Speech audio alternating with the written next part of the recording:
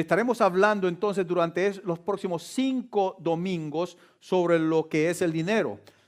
La pregunta es, ¿a quién le gusta hablar de este tema? ¿A quién le gusta hablar de dinero? Puede ser que, no sé cuántos, ¿verdad?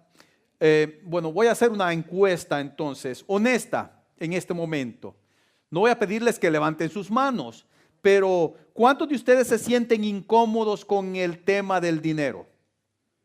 ¿Sienten que no es correcto que la iglesia esté hablando de dinero? ¿Qué creen ustedes? ¿Podrá ser posible o no?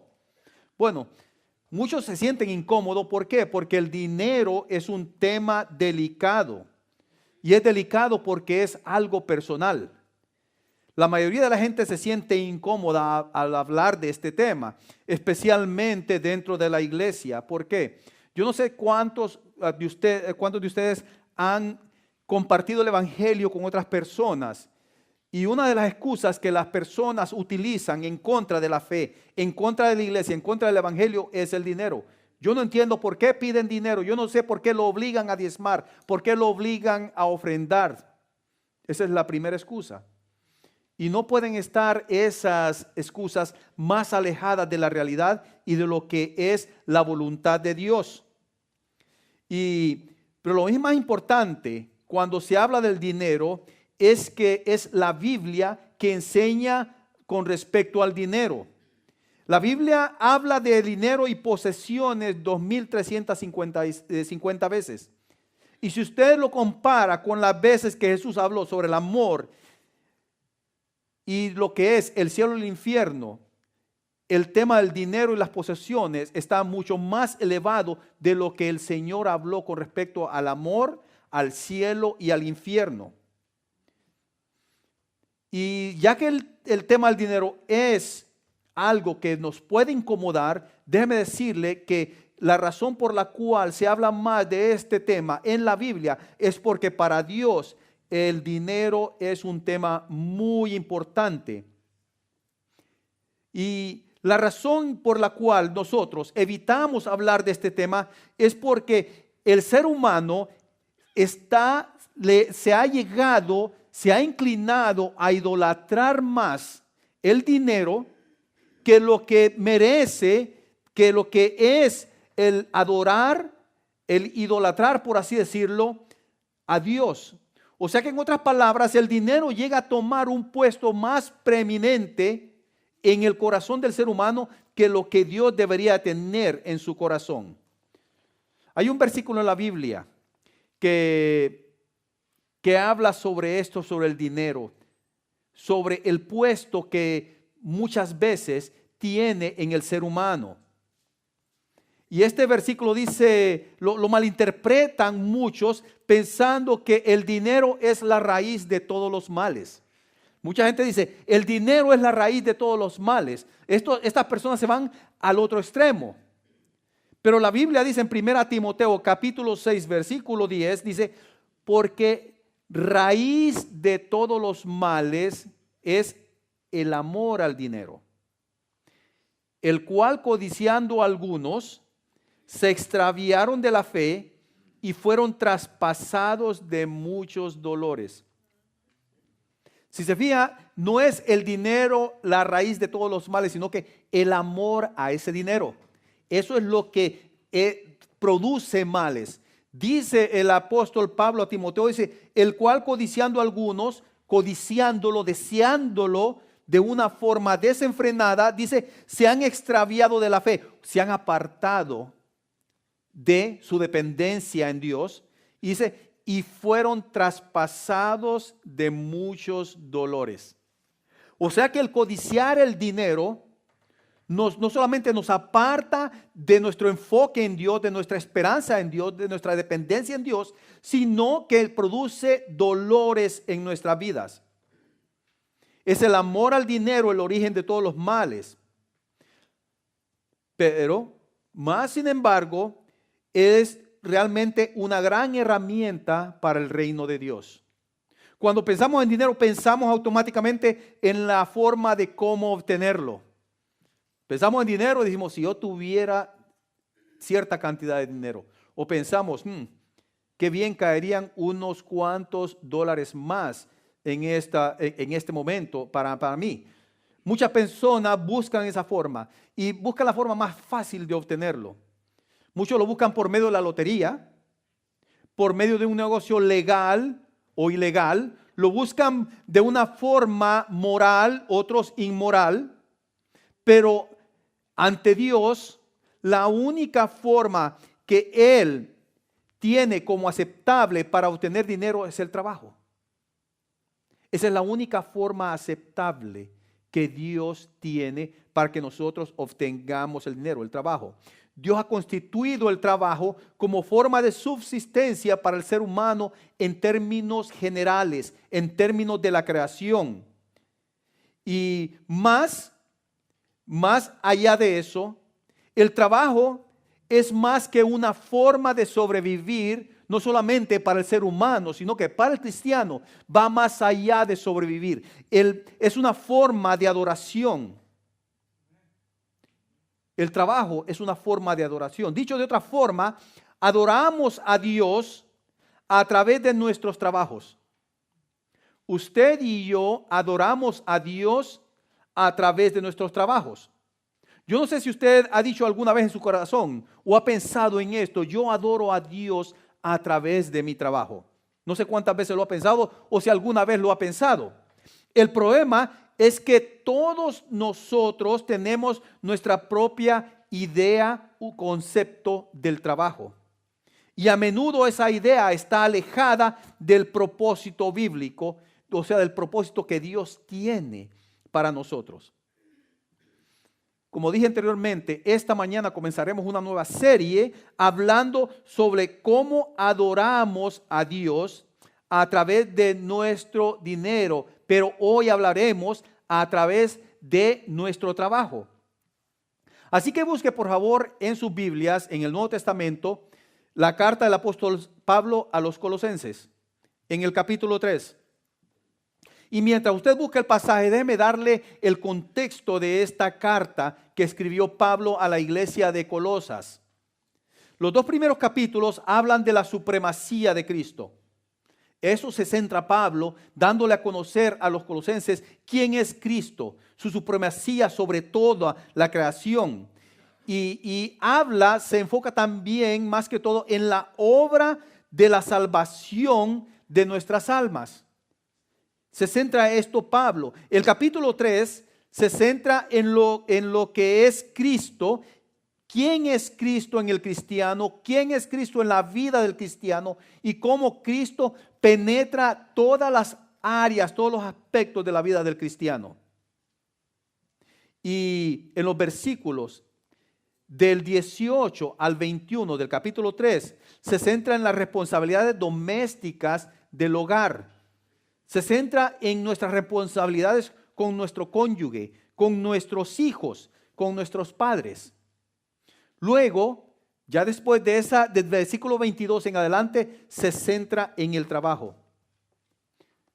La Biblia nos enseña que el trabajo estaba incluido en el plan original de Dios para el hombre desde el principio de la creación. Si usted lee en Génesis capítulo 2, versículo 15, Génesis 2:15, dice: tomó pues Jehová Dios al hombre y lo puso en el huerto del Edén para que lo labrara y lo guardase.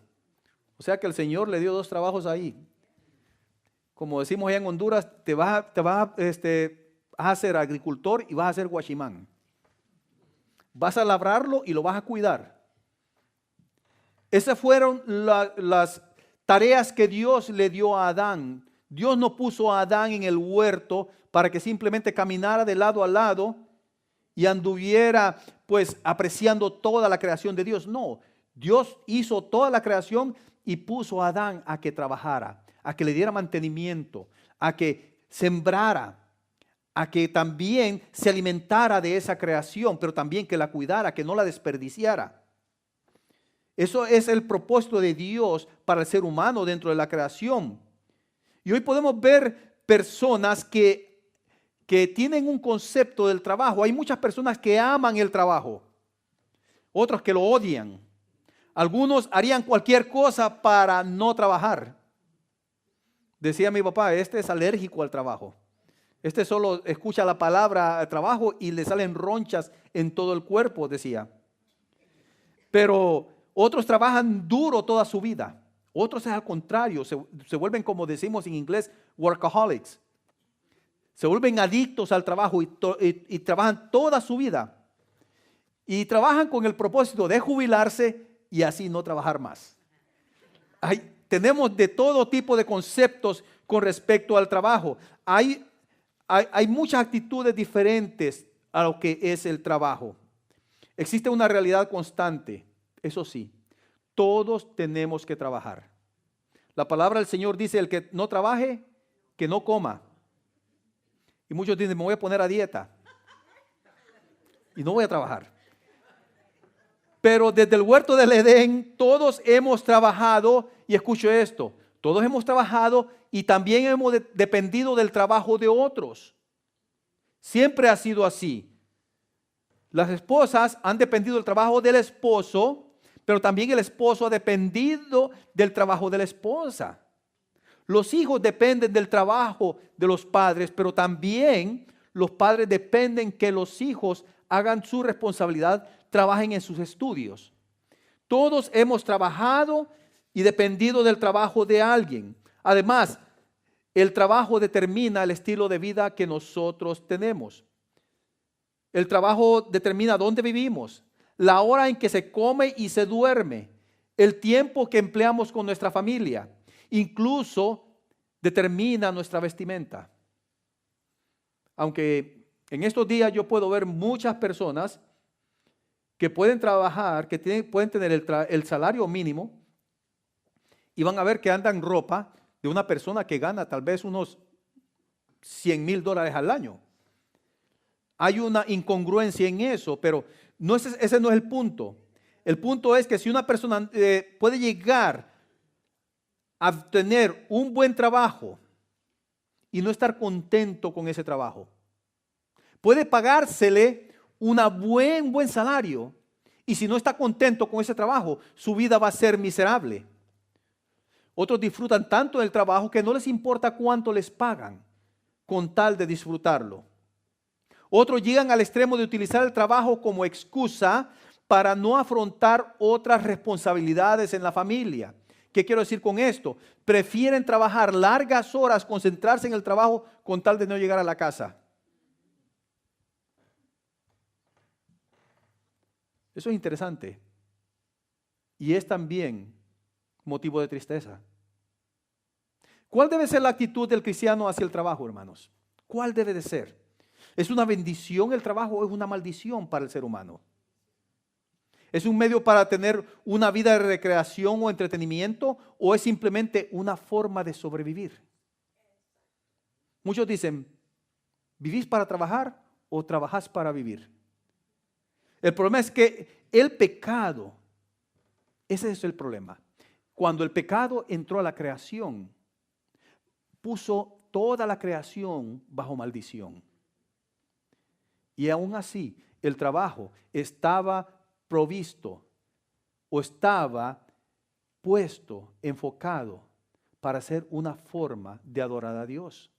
Pero a raíz del pecado, el trabajo también cayó en cierta forma de maldición. Por eso el Señor le dice a Adán, ahora vas a sembrar y en vez de lo que te dé todo el fruto de tu esfuerzo, te va a dar espinos, te va a dar abrojos. Vas a trabajar con dolor. Vas a recibir el fruto de la tierra con dolor. Ese es el problema. Y sin embargo, a pesar del pecado, que el pecado existe en este mundo caído, aún así el trabajo es una y sigue siendo una de las formas de adoración a Dios. La adoración no es solo cuando nosotros nos reunimos. Y dicho sea de paso, hemos tenido un precioso momento de adoración, de alabanzas. Nuestro corazón se ha gozado en estas alabanzas ante el Señor. Lo he podido sentir yo en la forma que ustedes han cantado sus voces. No lo estoy viendo, pero yo en mis espaldas he sentido todo esto. La adoración no es solo cuando nosotros nos reunimos también para darle cantos, para darle todo lo que es nuestro ser, nuestras emociones al Señor, nuestros deseos. Dios nos ha llamado para adorarle. Y Él cuando dice adorarle, dice en todo lo que hacemos, en todo lo que hacemos. Así que teniendo esto en mente, leamos Colosenses capítulo 3, versículos del 22 hasta el capítulo 4, versículo 1. Dice así la palabra del Señor: siervos, obedeced en todo a vuestros amos terrenales, no sirviendo al ojo como los que quieren agradar a los hombres, sino con corazón sincero, temiendo a Dios. Y todo lo que hagáis, hacedlo de corazón como para el Señor y no para los hombres, sabiendo que del Señor recibiréis la recompensa de la herencia, porque a Cristo el Señor servís. Mas el que hace injusticia recibirá la injusticia que hiciere, porque no hay acepción de personas. Amos, haced lo que es justo y recto con vuestros siervos, sabiendo que también vosotros tenéis un amo en los cielos. Si usted ve este pasaje, nos damos cuenta que esta lectura no está tal vez de acuerdo al tiempo en que vivimos.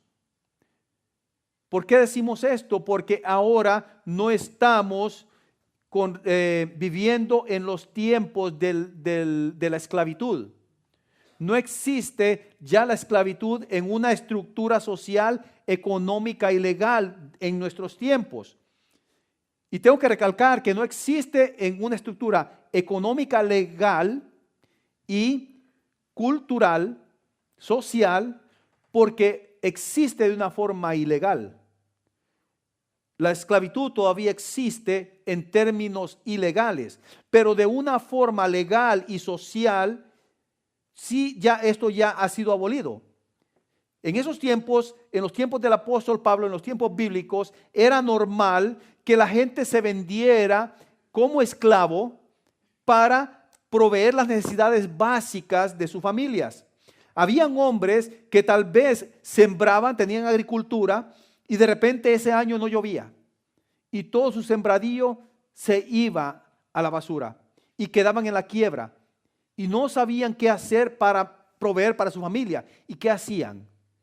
Se iban y se vendían como esclavos por 7 años por una cantidad para que así su familia pudiera tener que comer. Al cabo de los 7 años, de acuerdo a la ley de Moisés, esa persona quedaba libre. Y eso era por la razón por la cual ellos se esclavizaban.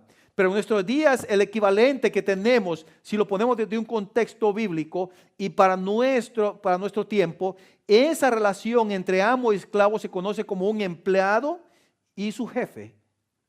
Puede ser que usted vea en estos días, bueno, no estamos en esclavitud, pero mi jefe me trata como si fuera un esclavo. Apenas me deja ir solo para dormir un rato a la casa y después regresar a trabajar. Muchas veces podemos experimentar eso. Yo recuerdo que muchos años atrás, trabajando, yo tengo el récord tal vez de 95 horas en una semana. Yo recuerdo que yo trabajaba bueno, es una exageración, una hipérbole. Ya casi tenía la cama a la par de mi trabajo para poder solamente levantarme y seguir trabajando. Eso era, me ponía a pensar yo, bueno, ¿soy un workaholic? ¿Estoy adicto al trabajo o es simplemente que tengo un jefe que es un esclavo, ¿cómo dice? Un esclavizador? ¿Será un amo?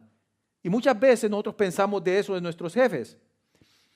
Pero la aplicación en nuestra cultura con respecto a este pasaje es la relación de trabajo entre un empleado y un jefe. La palabra griega que se usa para referirse al amo en el griego es kyrios. Y esta palabra aparece 7 veces en estos 5 versículos. Y esta palabra también se utiliza no solamente para el amo terrenal, sino para nuestro amo celestial, para nuestro maestro, para nuestro Señor. Esta es la esperanza que nos ha dado entonces esta palabra que encontramos aquí. Recuerde esto, los cristianos adoran al jefe eterno a través de su trabajo terrenal. El cristiano adora a su jefe eterno a través de su trabajo terrenal. Esa es la verdad central de este pasaje. El versículo 22 dice que nuestra obediencia a nuestro jefe terrenal está centrada en nuestro temor a Dios como nuestro amo eterno. Dice el 22, siervos, obedeced en todo a vuestros amos terrenales. Si se fija, amo terrenal, ahí dice Kyrios, pero después dice terrenal, no sirviendo al ojo, o en otras palabras, que su amo no vea o su empleador, usted se ponga pero bien energético cuando su jefe está enfrente. Pero ya después que su jefe da la vuelta, comienza usted de nuevo en lo que es en el modo de dormir, como cuando uno le pone a la computadora sleep mode y simplemente que se apague la pantalla. Dice el apóstol Pablo, no sirviendo al ojo como los que quieren agradar a los hombres, sino con corazón sincero. Escuche bien, corazón, sus deseos, sus pensamientos, sus anhelos, que con todo su ser, dice, temiendo a Dios. Es a Dios a quien uno adora cuando hace un buen trabajo. El capítulo 4, versículo 1 de Colosenses, le recuerda no solamente para hacer todo equitativo, para hacerlo todo uniforme. No solo le dice al esclavo, al empleado, sino que también le dice al amo, al jefe, también le dice lo mismo. El capítulo 4, versículo 1 dice, amos, haced lo que es justo y recto con vuestros siervos, sabiendo que también vosotros tenéis un amo en los cielos. Recordarles, dice, vos sos jefe, tened cuidado cómo tratás a tu empleado, porque vos también tenés un jefe arriba y te está viendo cómo estás tratando a tus empleados. Esto es fundamental. Y esto es lo que significa ser cristiano. Es reconocer a Jesús como su Señor en todo lo que usted hace. Eso es lo que significa recibir salvación. Si usted lee Romanos capítulo 10, versículo 9, ¿qué dice? Romanos 10, 9 dice, que si confesares con tu boca que Jesús es el Señor y creyeres en tu corazón que Dios lo levantó de los muertos, serás salvo. ¿Por qué está diciendo esto Pablo a los romanos? Por dos razones. En aquel tiempo, César, el emperador, él se catalogaba como una deidad, como un dios. Entonces, todos los que estaban bajo el imperio romano decían César, Dios y Señor. Lo declaraban, así declaraban ellos una lealtad al César. Decían, César es mi Dios, César es mi Señor. Y aquí Pablo los está retando a los cristianos de ese tiempo. Todo aquel que negara que César era Dios y Señor, estaba sujeto a cárcel o a muerte. Y aquí era una prueba definitiva para el cristiano en su fe al Señor. Que si confesares con tu boca, o sea que lo decía uno libremente, Jesús es mi Señor, no César. Está diciendo, este verdaderamente es un cristiano. Dice, y creyeras en tu corazón que Dios le levantó de los muertos, serás salvo. No solamente confesar, sino que también creer de que Cristo ha resucitado. Es Dios y está en su trono reinando eternamente y para siempre. Esas dos cosas nos dan salvación, pero también recuerde, esto es lo que refleja nuestra fe. Usted recibe salvación cuando confiesa públicamente y recibe íntimamente a Jesús como su Señor y Salvador, como su Señor y jefe, como su amo. Es cuando usted pone su fe, su esperanza, su dependencia en ese sacrificio de Cristo, en su encarnación, en su ministerio, en su muerte, en su resurrección y en su ascensión. Eso es lo que significa ser salvo. Y eso nosotros lo reflejamos a través de nuestro trabajo. Si confesamos y creemos que es el Señor de nuestras vidas, entonces debemos adorarlo a través de todo lo que nosotros hacemos, de todo, aún de la forma en que nosotros hablamos. Y aún en nuestro trabajo. Ahora, esto no significa obedecerle a su empleador en todo lo que su empleador le manda. Claro que esto no significa eso, especialmente si su empleador le ordena o lo manda a hacer algo que es algo deshonesto, que es algo que ofende a Dios. El enfoque de este pasaje es honrar al Señor en nuestro trabajo con nuestra actitud. ¿Qué actitud ponemos cuando llevamos a cabo nuestro trabajo? Ahora, en lo teórico puede sonar esto algo sencillo, pero no es tan fácil como suena. ¿Por qué? Porque muchos de nosotros tendemos a separar lo que es el trabajo de nuestra fe.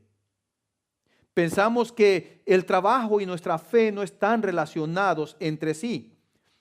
Muchas veces podemos pensar, bueno, me enfoco en mi trabajo durante la semana y el domingo le dedico el servicio al Señor. Muchas veces pensamos de esa forma. Pensamos de que de lunes a sábado, o dependiendo de cómo sea lo que es nuestro trabajo, el horario de trabajo, decimos, mi trabajo, yo me encargo de mi trabajo. El día del Señor yo me encargo, durante el servicio yo me encargo de adorar al Señor. Pero lo que Pablo está diciendo a la iglesia es que no podemos separar las dos cosas. No podemos decir de que el trabajo es mío y el día de adoración o el momento de adoración es del Señor. Dios es siempre nuestro jefe. Él es un Dios que está por sobre todas las cosas. Es un Dios eterno. Y eso está más allá, sin importar del trabajo que hagamos. No importa si somos el empleado o el jefe. Dios es nuestro Dios y nosotros debemos adoración a Dios las 24 horas del día, los 7 días de la semana, los 365 días al año, toda nuestra vida. Aún en nuestra muerte nosotros debemos de adorar a Dios en cómo nosotros dejamos este mundo. El versículo 23 dice, y todo lo que hagáis. Eso significa que tenemos que evaluar cómo nuestra actitud adora a Dios. En todo lo que hacemos, en cómo nosotros trabajamos. Y esto aplica a todos nosotros. Si es un estudiante, eso quiere decir que el estudiante debe de adorar a Dios en la forma en que se dedica a sus estudios. Si es una persona que trabaja en su casa, recuerden, no estoy diciendo que se queda en su casa, sino que trabaja en su casa, ya puede ser un hombre o una mujer, no importa quién, ahí se debe de adorar a Dios en la actitud que se pone cuando uno está en casa, lo que está haciendo en su casa, el oficio o lo que sea que está haciendo. Si la persona, si el cristiano está desempleado, en medio de su desempleo o de su retiro, debe de adorar a Dios, utilizar ese tiempo para la gloria y honra de Dios. Eso no significa simplemente sentarse enfrente del televisor y ya sea, bueno, voy a ver programas cristianos y con eso voy a adorar a Dios. Ahí lo que estamos haciendo es perdiendo el tiempo. Estamos siendo egoístas, estamos simplemente recibiendo, haciéndole como el asadón. No sé cuántos conocen el asadón. ¿Cómo se utiliza? Cuando usted en lo que es la labranza, usted agarra el asadón, simplemente el asadón se puede utilizar hacia donde usted está, alando hacia su lado. El asadón nunca se puede usar efectivamente hacia afuera, solo para adentro. Y muchas veces pensamos que eso es bueno, que eso agrada a Dios, pero sentarse enfrente de un televisor y estar enfrente por horas ahí viendo, simplemente recibiendo uno y no compartiendo, eso no agrada a Dios. Ahí dentro de ese tiempo libre de descanso que tenemos, debemos de honrar a Dios en todo lo que hacemos. Y cuando mantenemos ese mandamiento en nuestro corazón, nuestras labores entonces se convierten en adoración constante a Dios. Ya no lo hacemos para nosotros mismos y lo más importante, ya no lo hacemos por recibir un cheque o por recibir algo a cambio. Que es algo interesante. Por lo general, la motivación de nuestro trabajo es el cheque, es lo que recibimos a cambio. Y muchas veces cuando nosotros hacemos una obra, llevamos a cabo una obra, siempre está en nuestra mente pensando qué podemos recibir a cambio. Y eso es algo penoso, que en el Evangelio también se ve. Cuando la persona que está motivando o llamando a las personas, a la congregación, a que ofrenden, a que diezmen, le dice, diezme y ofrende, que el Señor lo va a bendecir más y más. Entre más fiel usted es, más el Señor lo va a bendecir. Es probable, pero la Biblia no garantiza eso. La Biblia no garantiza que usted en esta tierra va a recibir todas las bendiciones del Señor. La Biblia, lo estamos viendo en este pasaje, le garantiza que usted tiene una herencia. Eso es lo que sí le garantiza el Señor. Así que mira el resultado de esta mentalidad que debemos de tener con respecto a la voluntad del Señor. Adorar a Dios a través de nuestro trabajo significa trabajar con excelencia. Trabajar con excelencia. La primera parte del versículo 23 dice, y todo lo que hagáis, hacedlo de corazón. Esta palabra se traduce literalmente, hacerlo desde el alma. Esto supone que debemos trabajar de tal manera que en todo nuestro corazón y alma veamos al Señor Jesús en lo que hacemos. Podamos entender cuál es la satisfacción que el Señor recibe, cuál es la adoración, la alabanza que Él recibe cuando nosotros estamos haciendo nuestro trabajo. Él nos manda que hagamos todo lo que hagamos, lo mejor, la mejor forma posible, que trabajemos honradamente.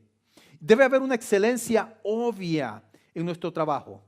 No demostrar que somos la mejor persona dentro del mejor trabajador, no está hablando de eso, sino que ya que trabajamos para Dios, quien es nuestro jefe, nuestra actitud debe reflejar la actitud de Dios.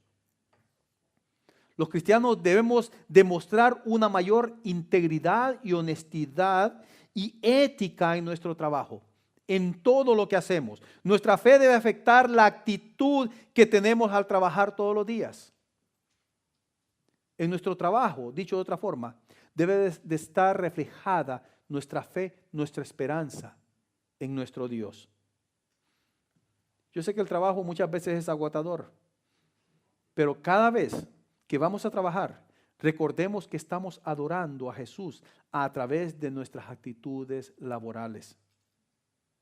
¿Se ha puesto a pensar usted qué reflexión tienen los incrédulos de usted sobre su actitud en el trabajo? ¿Se ha puesto a pensar qué piensan, valga la redundancia, sus compañeros de trabajo a través de su actitud, a través de cómo usted se dedica a su trabajo?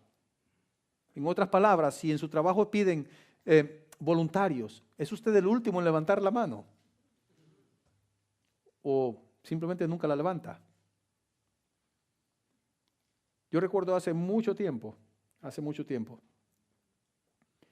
estamos en un proyecto y de repente el mayordomo general, era viernes a mediodía, y llega donde el grupo les dice, ¿saben qué? Van a tener que trabajar tiempo extra hoy. Y se levanta uno, pero bien molesto, y dice, ¿tenemos que trabajar tiempo extra? Y entonces le dice el jefe, bueno, si no quieres trabajar tiempo extra, no vengas a trabajar mañana, ni vengas a trabajar el lunes. Esa actitud molestaba a los demás que tenían un deseo de trabajar. La diferencia entre el incrédulo y el cristiano debe de ser abismal con respecto a nuestra actitud.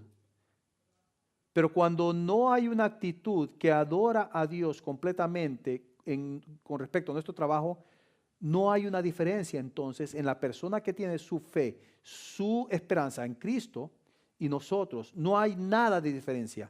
No podemos reaccionar también airadamente cuando nuestros jefes nos presionan, cuando nuestros compañeros nos rechazan por nuestra fe. El llegar tarde al trabajo no honra al Señor. Tampoco el quejarse del tráfico, o tal vez quejarse del horario de trabajo o de su jefe.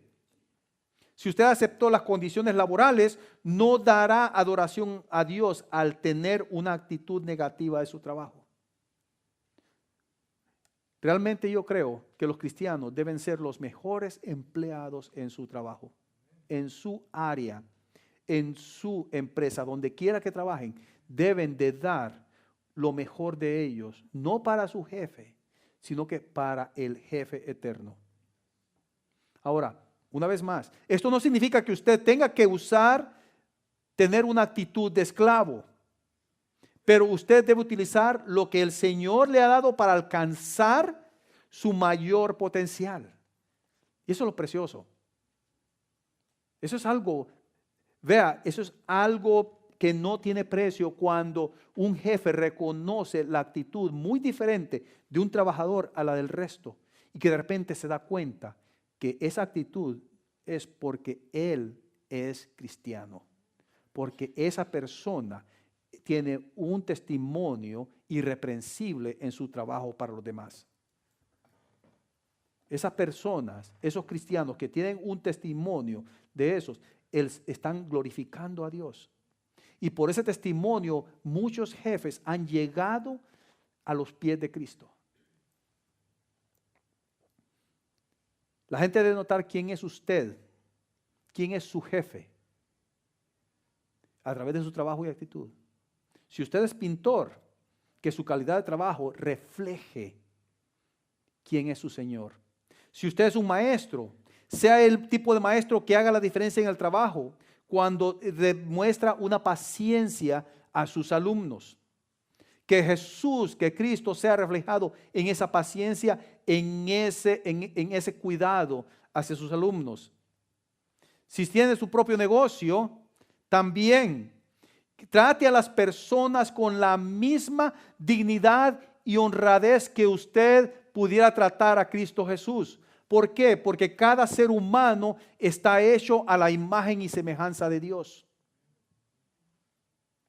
Porque solo así usted dará adoración al Señor. Recuerde que no se trata de su trabajo, no nos confundamos. No se trata del trabajo, adorar al trabajo, sino que a través de nuestro trabajo adorar a Dios, adorar a nuestro Salvador, a nuestro Redentor. Y aquí es donde llegamos al segundo resultado de esta enseñanza.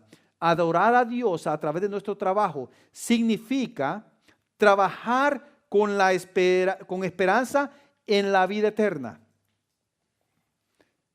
Adorar a Dios a través de nuestro trabajo significa trabajar con esperanza en la vida eterna. Nuestro trabajo tiene efectos eternos debido a que Jesús es nuestro jefe eterno.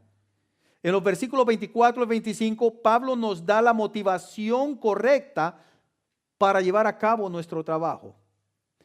Vean los 24 al 25 del capítulo 3 de Colosenses.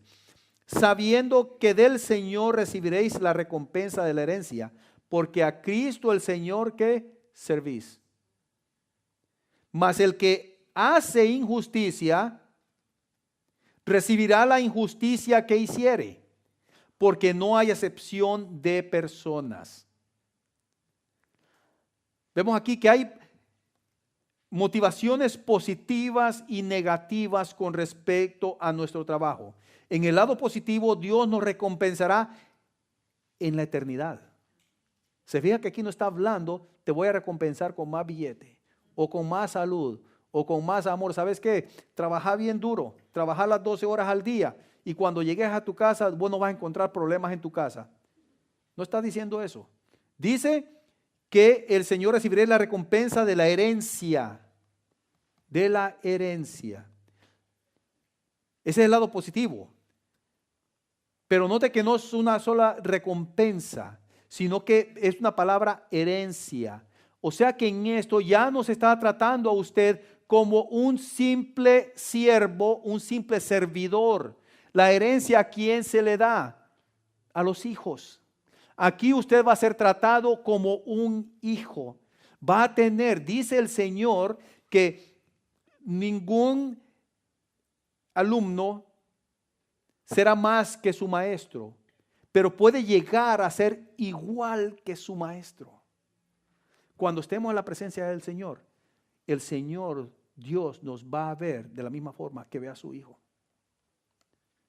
Está algo precioso, hermanos.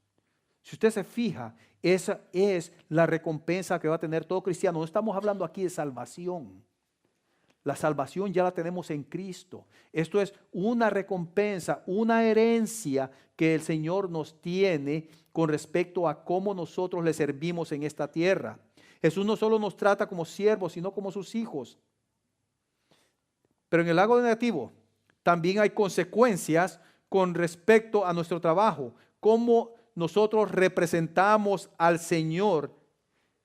Fíjese bien en esto, dice que ese castigo es parejo a todos, sin parcialidad. Sin parcialidad. O sea que una persona que dice ser cristiano, pero que en su trabajo no representa a Dios de acuerdo a los estándares de Dios, va a tener consecuencias. Recuerde que la palabra del Señor dice, está hablando de cristianos, por sus frutos los conoceréis. No está hablando de juzgarlos, sino de conocerlos. ¿Qué dice Juan 15:5? Yo soy la vid, vosotros los pámpanos. El que permanece en mí lleva mucho, dice, mucho, no un poco, lleva mucho fruto. Porque separado de mí nada puedes hacer. La persona que está separada de Cristo no puede llevar mucho fruto, no puede entender, no puede saborear la salvación, no puede saborear la relación íntima con Cristo Jesús. Y cuando uno no está dando ese reflejo de Cristo en el trabajo, hay entonces una implicación de que esta persona realmente, está el cuestionamiento, ¿realmente esta persona ha puesto su esperanza, su fe, su vida en Cristo Jesús? Esa es la pregunta. Cuando nosotros estamos dando un mal testimonio de Cristo, debemos cuestionarnos, ¿realmente esta persona ha sido lavada por la sangre de Cristo Jesús? ¿Ha sido regenerada como una nueva persona en Cristo? Este pasaje dice que no va a haber acepción de personas, o sea que no va a haber separación, va a ser parejo, la cuchilla va a pasar parejito, va a cortar a quien diga que es cristiano y no está dando frutos de arrepentimiento, y también a aquel que simplemente no le importa quién es Dios. Va a pasar parejita la cuchilla, dice. Este castigo es parejo para todos. Ahora, ¿qué significa esto? Pablo dice que somos recompensados o castigados dependiendo de nuestra actitud. That's right. Amén. El punto es que somos representantes de Jesús en cualquier trabajo u obra que llevamos a cabo. Qué precioso, qué privilegio, qué honor, pero también qué responsabilidad. Cuando Jesús ascendió al cielo, Él dio a sus discípulos la gran comisión. ¿Sabe cuál fue esa? Ir a todo el mundo y hacer discípulos en todas las naciones. Hacer discípulos. Y es importante que tengamos claro el mandamiento de hacer discípulos. Realmente podemos decir, donde quiera que vayamos, lo que sea que hagamos, debemos hacer discípulos. Y de la única forma que podemos hacer discípulos es enseñándoles y vivir lo que enseñamos. Si usted enseña pero no vive lo que enseña, ¿sabe qué? La persona que supuestamente está recibiendo esa enseñanza no le va a creer. No va a tener ninguna idea. ¿Este es gallo o es gallina? Pero no puede ser gallo o gallina. O es gallo o es gallina, pero no puede ser los dos al tiempo. Eso es lo que significa. Eso es lo que significa.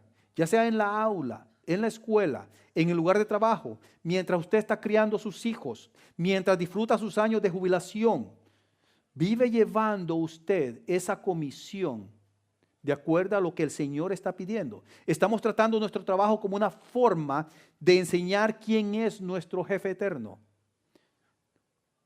Ese es uno de los grandes daños que sufre la iglesia hoy en cuanto separamos el evangelio de nuestro trabajo. Vea, la comisión no se le dio solamente a los pastores, no se le dio solamente a los líderes o a aquellos que sirven voluntariamente dentro de la iglesia. El ministerio es a todo cristiano, a toda aquella cosa que usted hace para el Señor, siempre y cuando lo haga enfocado en darle honra y gloria a Dios. Creo que el mejor ministerio no ocurre los domingos por la mañana. Aquí nosotros venimos ya a terminar lo que ha sucedido durante toda la semana. Y es por esa razón que muchas personas vienen con corazón quebrantado. ¿Por qué? porque no han podido experimentar durante la semana lo que es la transformación de Cristo Jesús. Pero déjeme decirle algo, aquí venimos a terminarlo, pero aquí también venimos a reforzar todo lo que nosotros somos para tener una vida que dé honra y gloria al Señor durante la semana. Nos reunimos para adorar, nos dividimos para ministrar. Es nuestro propósito. Usted tiene oportunidades de testificar en su trabajo. Usted tiene oportunidades en su trabajo. Usted tiene oportunidades en su vecindario. Usted tiene oportunidad también en su escuela. En donde quiera que esté. No tenemos que esperar a que vengan estas personas a nosotros. Ellos no tienen. Eso sería el peor error. Porque entonces nosotros estamos poniendo nuestra dependencia en este edificio. Y aquí simplemente venimos a reunirnos, a dar honra y gloria a Dios por lo que Él ha hecho a través de nosotros durante la semana. Podemos ver entonces que el trabajo es una herramienta con gran potencial, que nosotros podemos llevarla a cabo. O sea que la meta del cristiano no es trabajar para satisfacer nuestros sueños y nuestras necesidades. Podemos decir de que eso es un motivo, pero la meta máxima, la última meta es adorar a Cristo a través de nuestro trabajo. ¿Por qué? Porque Él es nuestro amo, Él es nuestro Señor, Él es nuestro Salvador. Nosotros le pertenecemos a Él. Y tal vez usted ha dicho, no lo había visto de esa forma, no lo había entendido así. Y tal vez está preguntando, ¿realmente mi vida le pertenece a Cristo? ¿Realmente yo le pertenezco al Señor? ¿Realmente creo yo de que Él es mi amo, mi Señor? ¿Realmente yo he experimentado su salvación, su paz, su amor en mi vida? Vamos a orar. Y mientras estamos orando, usted le puede decir al Señor, si no lo ha hecho: Señor, te pido perdón por mis pecados. Te pido perdón por estar en rebelión contra vos, Padre. Y pido que seas mi Señor y Salvador, que seas el dueño de mi vida y que yo comience a través de tu Espíritu Santo a adorarte en mi trabajo y en todo lo que hago. Oremos.